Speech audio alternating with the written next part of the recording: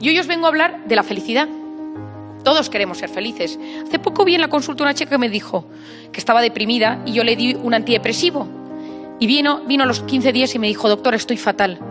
Usted me ha quitado de mi depresión. Me encantaba estar deprimida, me encantaba ser melancólica. Yo le dije: eres una paciente mucho más grave de lo que yo me imaginaba. Hoy en día todos buscamos ser felices. ¿Qué es la felicidad? La felicidad no es lo que te pasa, sino cómo interpretas lo que te pasa. La felicidad depende de la interpretación que yo hago de cada circunstancia de mi vida. La felicidad depende del sentido que yo le doy a las cosas que me pasan. La felicidad es una vida lograda. Y yo muchas veces defino la felicidad como vivir instalado de manera sana y equilibrada en el presente. A veces, cuando hablamos de la felicidad, la entendemos más cuando nos ha fallado, ante la muerte, ante el dolor, ante el sufrimiento, ante la enfermedad. En esos momentos decimos: yo no soy feliz. Ahora sí que no soy feliz. Ahora estoy mal. Antes estaba bien, pero no me daba cuenta. Pero ahora yo no soy feliz. Y solamente existe un antídoto para el sufrimiento, para la enfermedad, para el dolor. Solo hay uno. Solo existe uno. Y es el amor. El amor a una persona, querer a alguien, enamorarse. De repente el resto del dolor se diluye cuando uno tiene una persona por la que realmente se ilusiona, una persona a la que realmente quiere. El amor a los demás, darse a los demás, el voluntariado, el tener amigos. Todos los estudios hoy en día afirman que tener relaciones con las personas que queremos, con amigos, con comunidades, eso realmente nos hace felices. No tener 1000 amigos en Facebook o en Instagram, no. Tener amigos de verdad, porque hoy en día está científicamente demostrado que la soledad mata. Sentirse solo, a pesar de tener 1000 amigos en cualquier red social, enferma. Y el hecho de sentirse bien, tener amigos, tener gente que nos rodea, eso protege la mente y eso protege el cuerpo. Amor a una persona, amor a los demás, amor a unos ideales y a unas creencias, tener valores. Yo creo en lo que creo. Yo tengo mis raíces arraigadas, que pueden ser de cualquier tipo. Todos hemos leído, conocemos historias de personajes históricos, de santos, que a pesar de las circunstancias difíciles a las que han sido sometidos, han sido capaces de superarlas y encima ser felices. Santo Tomás Moro, en la Torre de Londres con Enrique VIII, él era el asesor de Enrique VIII en Inglaterra, el que rompió la Iglesia Católica en dos, y le manda a la Torre de Londres porque no acepta que se separe de su mujer, y luego de la segunda y de la tercera y de la cuarta y de la quinta hasta la sexta, y luego tuvo 7 mujeres Enrique VIII. Y Santo Tomás estaba en la Torre de Londres y él decía, en las cartas que escribía a su hija, le decía: soy feliz porque soy coherente con lo que pienso, con mis ideas. Nelson Mandela, en Sudáfrica, en la isla de Robben, solo durante tantos años es feliz porque mis creencias, mis valores, mis ideales siguen intactos a pesar de que me los estén intentando arrebatar con una cárcel. Y el último, el amor a los recuerdos. Todos los que estáis aquí, da igual la edad, hay un libro que os recomiendo leer que siempre puede sernos útil. El hombre en busca de sentido, de Viktor Frankl. En ese libro, Viktor Frankl, que es un psiquiatra austriaco de origen judío, acaba en un campo de concentración en Auschwitz en la Segunda Guerra Mundial. Viktor Frankl se da cuenta, cuando está en el campo de concentración, que hay gente que llega al campo y al cabo de unos días muere. Y en cambio hay otras personas que pasan semanas, meses y no se muere. E investiga cuál es la diferencia entre unos y otros. Porque hay algunos que mueren y otros que no mueren. Y lo que descubre, y él lo llama la logoterapia, es que la gente que tiene un sentido en su vida, la gente que tiene motivos por los que levantarse cada mañana, la gente que tiene recuerdos que le inspiran por las mañanas, esa gente no se muere. Aquellas personas que tienen un motivo por los que levantarse cada mañana son mucho más felices y nada se les pone por delante. Y él investiga que la gente que se levanta y piensa en su mujer, en sus hijos, en sus padres, y se ilusiona y rememora en su cabeza eso, esas personas no mueren. El 90% de la gente no sabe por qué se levanta cada mañana. El 90% de la gente no sabe encontrarle el sentido a su vida. Y me levanto por la mañana y al no tener sentido mi vida, la lleno de sensaciones. ¿Qué sensaciones son estas? como, me meto en internet, bebo alcohol, me meto en Instagram, a veces veo pornografía, me hago un masaje, me tomo un atracón de chocolates, de galletas, de helados, compro por internet, busco sensaciones porque a mi vida le falta sentido. Víctor Frank empieza con la logoterapia, pero hoy en día ya sabemos que el vacío de sentido genera una enorme tristeza. Como psiquiatra defino la felicidad de esta manera. La felicidad consiste en haber superado las heridas del pasado, vivir instalado de manera y sana en el presente, mirando con ilusión al futuro. Los que viven enganchados en el pasado son los depresivos. Los que viven constantemente angustiados por el futuro son los ansiosos. Depresión y ansiedad, las dos grandes enfermedades del siglo XXI. No debemos olvidar una cosa: el 90% de las cosas que nos preocupan nunca, jamás suceden, pero nuestro cuerpo y nuestra mente las viven como si fueran reales. Vivimos constantemente angustiados por cosas que no tienen por qué suceder. ¿Y si no apruebo? ¿Y si no paso los exámenes? ¿Y si no me cogen en la universidad? ¿Y si no renuevo mi beca? ¿Y si mi novio me deja? ¿Y si mi hijo le pasa algo? ¿Y si enfermo? ¿Y si mi padre? ¿Y si mi madre? ¿Y si? Ese "y si" tiene un impacto muy fuerte que os voy a explicar ahora. Pensar altera nuestro mundo interior. Imaginaros que entra alguien por esta puerta principal, alguien de seguridad, y grita ¡fuego! Automáticamente todos nosotros nos levantamos y salimos corriendo angustiados. Salimos a la puerta, llegamos. ¿Por qué nos levantamos? Porque hay una hormona dentro de nosotros mismos que se llama el cortisol, que es la hormona del estrés, de la supervivencia y de la ansiedad. Si no tuviéramos cortisol, nos quedaríamos sentados y diríamos qué interesante las llamas, tal, ¿no? Es fundamental el cortisol.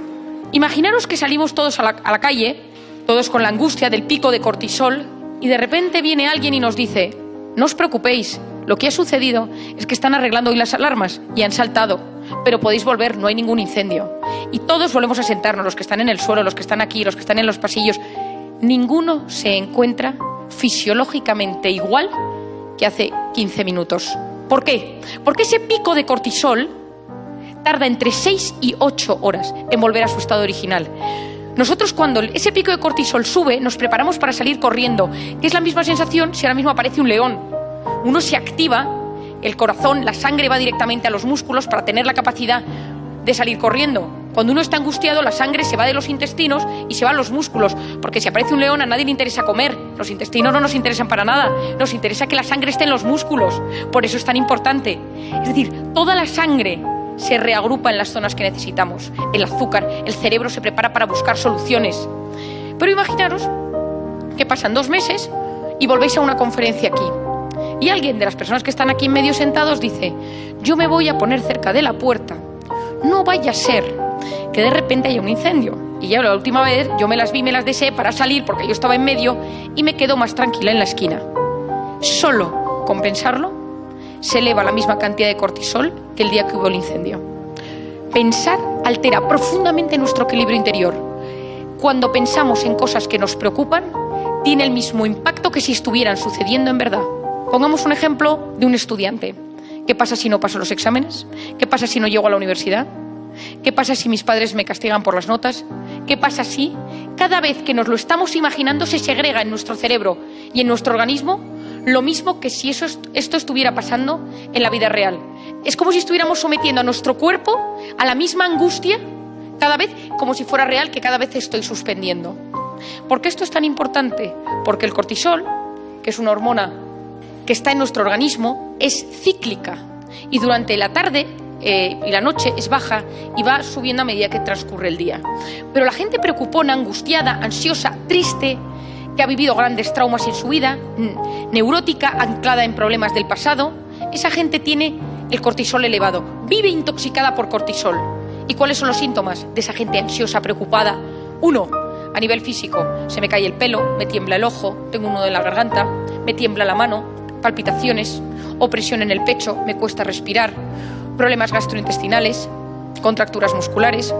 Es decir, cosas que todos nosotros nos suenan antes de un examen, antes de una reunión importante. A nivel psicológico, ¿qué sucede? Fallos de concentración, la memoria me falla, me encuentro irritable, me encuentro triste, no disfruto, estoy siempre como alerta. El tema, por ejemplo, de la memoria, nosotros tenemos un centro en nuestra mente que se llama el hipocampo, que es el centro del aprendizaje y el centro de la memoria, de lo que estudiamos. El hipocampo está rodeado de una membrana que tiene receptores de cortisol. Seguro que os ha pasado en algún examen que lo lleváis más o menos bien preparado, pero vais muy nerviosos al examen y de repente no me acuerdo de nada. Me he quedado en blanco, pero si me lo estudié. Hemos bloqueado el hipocampo por culpa de cortisol. Esos nervios de ¿y si suspendo qué va a pasar? ¿Estoy preocupado? Bloquean automáticamente el hipocampo y por lo tanto nuestra manera de resolver el problema. Y lo tercero, nos bloquean a nivel de conducta. No me apetece ver a la gente, estoy en los sitios pero no me apetece salir, me aíslo, no estoy a gusto con las personas, me cuesta iniciar una conversación. En definitiva, no acabo de estar bien. Y ahora os voy a hablar, segunda parte importante, que es el sistema reticular activador ascendente. No quiero que nadie, absolutamente nadie, se recuerde esto, igual que necesito que todos recordéis el cortisol, pero quiero que sepáis que esto existe. ¿No os ha pasado, hablo en diferentes aspectos, que si una mujer se ha quedado embarazada, al cabo, en las siguientes semanas solo ve mujeres embarazadas por la zona? Si uno está preocupado por un tema, solo ve cosas relacionadas con ese tema a su alrededor. Si uno le interesa un coche, se quiere comprar una casa, necesita ver una cosa en especial, le gusta un chico, le gusta una chica y de repente todo ve señales por todos lados, está todo relacionado con eso. Esto se debe a que hay una zona de nuestro cuerpo, en nuestra mente, que se llama el sistema reticular activador ascendente. Nuestra mente recibe constantemente una enorme cantidad de información, muchísima información, pero solo se detiene y hace caso a aquella que le resulta interesante para conseguir sus objetivos y sus metas en la vida. Si yo necesito conseguir algo, si yo quiero algo para mi vida, si yo tengo una ilusión, si yo tengo una meta, hago todo para que eso suceda. Os voy a contar otro ejemplo que me sucedió hace unos años. Yo estuve trabajando en las Naciones Unidas en un proyecto muy interesante que entregaba 10 premios a 10 mujeres que hubieran fomentado los objetivos del milenio en las Naciones Unidas. Y esos premios pues, se les daba a Shakira, a Carolina Kurkova, a Reina de Jordania, a Angelina Jolie, a Kerry Kennedy, es decir, mujeres que habían tenido un gran impacto a nivel de ayudas en países del tercer mundo o en objetivos del milenio a diferentes escalas. Yo estudiaba entonces en la Universidad de Navarra y estaba en quinto de carrera. Y unos días antes de marcharme, el tutor que yo tenía en la universidad me dijo: el decano de la Facultad de Comunicación se ha enterado que te vas a las Naciones Unidas y quiere hablar contigo. Me fui a su despacho, fui a hablar con él y me dijo: Marian, me gustaría, si es posible, que si te encuentras con Kofi Annan, que para los que no lo sepáis aquí, entonces era el secretario general de las Naciones Unidas, era un hombre muy importante y que era un hombre que se pasaba el día viajando por todo el mundo, me dijo: si le ves en las Naciones Unidas, que le digas que son los 50 años de aniversario de la Universidad de Navarra y que nos gustaría invitarlo a los eventos. Y yo le dije: vale, muy bien. Sistema reticular activador ascendente. Lo puse en marcha y dije: pues a ver si lo veo. Porque si yo no sé lo que quiero buscar, mi cerebro no me lo va a mostrar. La mente atrae aquello que uno quiere ver. Cuando uno desea algo con mucha fuerza, la mente te lo acaba mostrando, pero uno tiene que saber lo que quiere encontrar, porque si no, nunca nos pasan cosas. Entonces me fui a Nueva York, estuve en las Naciones Unidas, estuve en el evento, y a mitad del evento salí un momento y me fui hacia el baño y me encontré con una señora rubia, así con el pelo cortito, y hablé con ella un rato, le pregunté si venía el evento, le expliqué cómo funcionaban las Naciones Unidas, cuáles eran los objetivos del milenio, quiénes eran las premiadas. Le hice como una especie de mapa, le dirigí hacia donde era la sala, y cuando ella ya se despidió muy amablemente, yo me marché. Un rato más tarde llegué a la sala y la vi de lejos, la saludé con la mano y nunca más se supo. Yo nunca me encontré con Kofi Annan en las Naciones Unidas. Yo volví a España y en el vuelo de vuelta yo me encontraba redactando un informe sobre lo que habíamos hecho para mandarlo a la prensa, y me acerqué a la zona de business donde estaba la directora del programa para entregárselo, y cuando volvía por el pasillo, de repente veo sentada en business a la señora rubia del baño. Digo: no puede ser, qué coincidencia. Y le digo: ¿Do you remember me? ¿Se acuerda usted de mí? Agarra la mano de la persona que tiene a su lado y le dice: esta chica me explicó cómo funcionan las Naciones Unidas. Era la esposa de Kofi Annan. Le digo: Mr. Kofi Annan, mi nombre es Marian Rojas. Estudio en la Universidad de Navarra, son los 50 años y está usted más que invitado. Yo no me lo podía creer. Estuve hablando con él un rato, le di una carta, la dirección del decano, del rector ahora, porque ahora mismo este es el rector de la universidad. Llegué a España, llamé por teléfono y le dije: le he dado el recado a Kofi Annan. Todo el mundo me dijo, ¡qué suerte tienes! ¡Qué barbaridad! Y yo pensé, no lo sé. ¿Existe la suerte? No lo sé. Lo que tengo claro es que yo sabía que le estaba buscando. Y un ejemplo mucho más tonto, pero que también os ayudará a entenderlo. Seguro que muchos habéis visto la serie Grey's Anatomy, Anatomía de Grey, ¿no? La conocéis. Bueno, pues yo un día estaba en la consulta y un paciente mío me dijo, doctora, ¿los hospitales son como la serie Grey's Anatomy? Y le dije, bueno, yo creo que no tanto. Y me dijo, ¿hay actores tan guapos? ¿Hay médicos tan guapos? Le dije, eso seguro que no. Le dije yo, pobres que no me escuchan los de mi hospital. Y entonces yo les dije, yo creo que no. Y me dijo, yo estoy enamorada del Dr. Shepard. Y dije, ya es muy guapo y tal. Bueno, está medio mundo enamorado de él, o sea que... Y le dedicó 5 minutos mi paciente a hablarme del tal. Se va la paciente y la siguiente persona que yo tenía citada se retrasó. Y yo tenía que hacer un recado en la farmacia. Salí corriendo y cuando vuelvo de la farmacia veo en la puerta de mi consulta al Dr. Shepard. Y digo, con una gorra. Y digo, no puede ser. Entonces le digo, ¿es usted Patrick Dempsey? Me parece que se llama. Me dice, sí, se quita la gorra y le digo, no me lo creo, vengo de estar hablando de usted. Y otro se vino como arriba un poco y le dijo, no, tampoco es para venirse arriba. Digo, simplemente, y digo, ¿qué hace usted aquí? Dice, pues he quedado a comer con Penélope Cruz y Javier Bardem y tal. ¿Y dónde va a comer? Pues en tal restaurante. Ah, pues mira, vaya por aquí y tal. Y entonces me puso una dedicatoria que ponía, to a real doctor from Dr. Shepard, ¿no? Para un médico de verdad del Dr. Shepard. Llamé a mi paciente y le dije, vete ahora mismo al restaurante de la calle tal, vete ahora mismo. Y otra, ¿por qué? Y le digo, porque está Patrick Dempsey comiendo allí. No me lo creo. Yo, probablemente, si yo no hubiera hablado de este tipo 10 minutos antes, jamás, nunca le habría reconocido. Porque mi cerebro no me lo había mostrado. Porque no estaba en mi campo de atención. No es que yo vaya por la vida pensando qué tal, pero yo a veces... Cuando las cosas me suceden, busco por qué las cosas pasan. Las cosas positivas nos pueden suceder, pero tenemos que querer que nos pasen. Tenemos que abrir nuestra mente para que pasen, porque si no, nunca, jamás van a pasar. Y ahora os voy a dar 5 ideas, 5 consejos para disminuir el cortisol, que pueden ayudar para esos momentos de tensión, de estrés, de ansiedad, que nos pueden ayudar. El primero es hacer ejercicio, el deporte. Hoy en día sabemos que el deporte es una de las máximas maneras en las cuales podemos eliminar el cortisol en nuestro organismo. La gente que hace ejercicio por la noche, no sé si os ha pasado, el cortisol afecta profundamente el sueño. Cuando estamos preocupados nos metemos en la cama y no nos conseguimos dormir, nos despertamos muchas veces por la noche o nos levantamos por la mañana con sensación de cansancio. Cuando hacemos ejercicio, el ejercicio elimina mucho del cortisol. Segundo punto, la psicología positiva, los pensamientos positivos. Ya os he hablado un poco de esto. Cualquier pensamiento positivo tiene un impacto directo en nuestro cerebro. La gente que sonríe, que piensa en positivo, activa la corteza prefrontal de su cerebro, que es la zona de planificación y de resolución de problemas.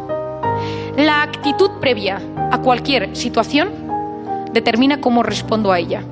Repito esto porque es muy importante. La actitud previa a cualquier situación determina cómo respondo a ella.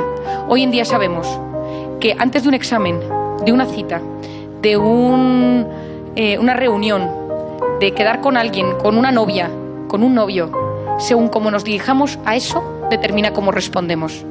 Y os doy un ejemplo. Hicimos un experimento con alumnos, más o menos del mismo tipo de notas, de las mismas calificaciones. Y los agrupamos en 2 clases distintas, de manera aleatoria. Al primer grupo se les dijo, este examen es muy difícil y es complicado que lo logréis, pero intentarlo. Y al segundo grupo se les dijo, este examen es muy difícil, pero os hemos elegido a vosotros porque sabemos que sois más listos que los del grupo anterior. ¿Qué sucedió? Que el primer grupo nadie logró sacar el examen. El segundo grupo todos lo lograron. ¿Por qué? Porque la actitud previa a cualquier circunstancia activa la zona del cerebro que se encarga de la resolución de problemas, de la planificación, de encontrar la respuesta a encrucijadas en un examen, en un problema. ¿Qué solución tengo que encontrar? Si mi actitud es optimista, entonces mi cerebro me enseña la solución. Si mi actitud es yo no puedo, es difícil, no lo voy a conseguir, no me voy a acordar, el flujo de sangre de la zona que resuelve los problemas disminuye.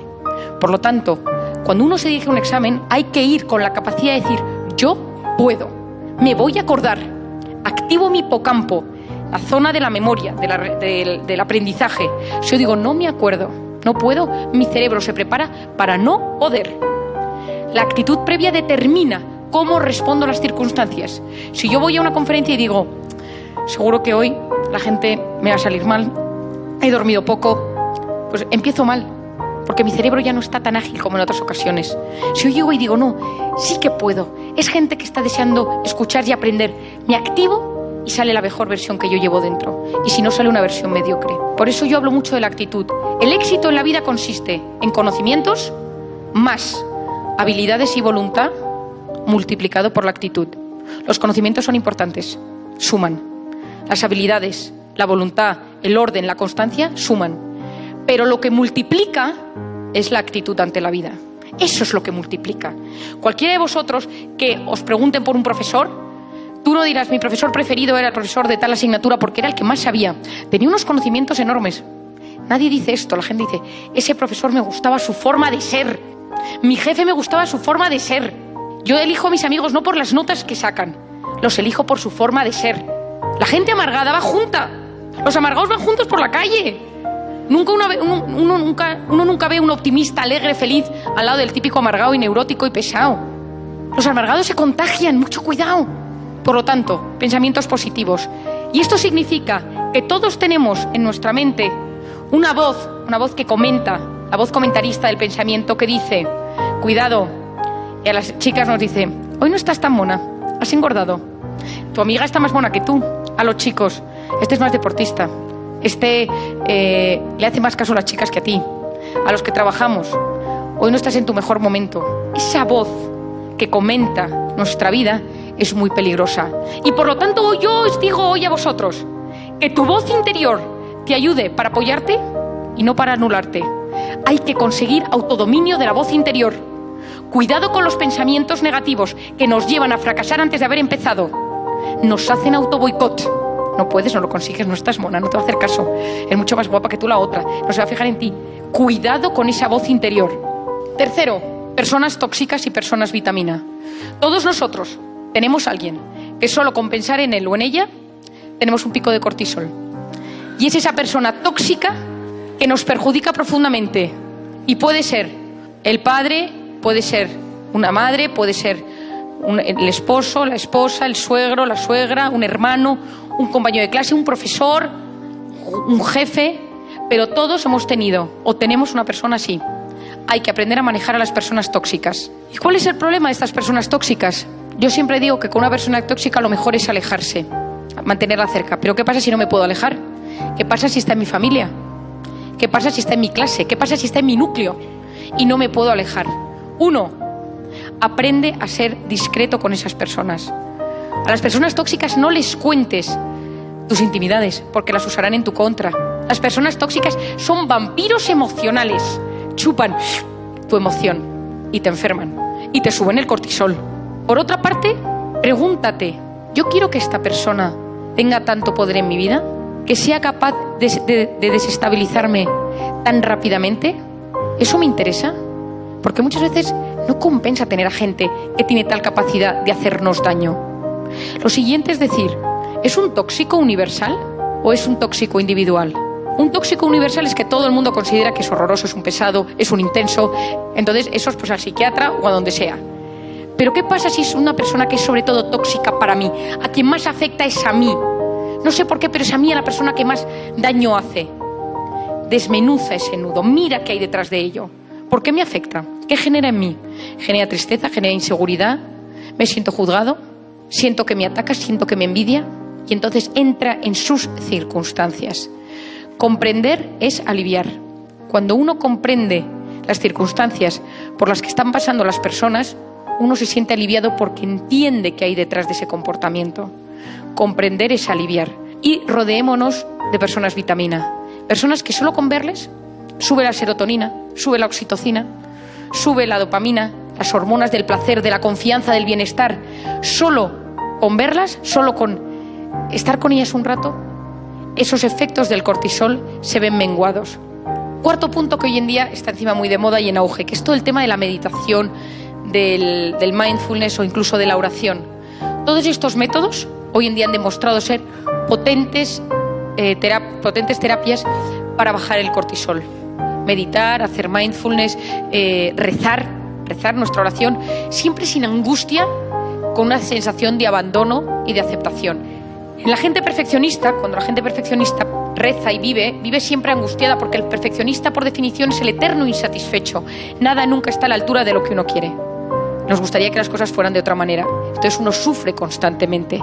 Cuando uno medita, cuando uno hace mindfulness, cuando uno reza, no tiene que abandonarse a que no todo sale como a mí me gusta que salga, a que yo no puedo controlar los efectos de todas las cosas. Y el quinto punto es el omega 3. Entonces me preguntaréis, ¿y esto del omega 3 a qué se debe? El omega 3 es como el aceite del pescado. Hoy en día está demostrado que el cortisol produce una inflamación de los tejidos. Tanto es así que ya está dicho y ya está científicamente demostrado que el cáncer se origina en núcleos inflamados del organismo. Y el cortisol inflama y potencia esa inflamación. El omega 3 es un antiinflamatorio natural. Está en el pescado, pero no todos podemos comer pescado todos los días. Por lo tanto, las cápsulas de omega 3 que se venden en las farmacias, tomar una cápsula al día, ayuda a prevenir la somatización, los dolores de cabeza, los dolores musculares, los dolores gastrointestinales derivados de la ansiedad, a la gente que sea un poco hiperactiva, a la gente que tienda a ponerse triste, a estar deprimida o a la gente angustiada.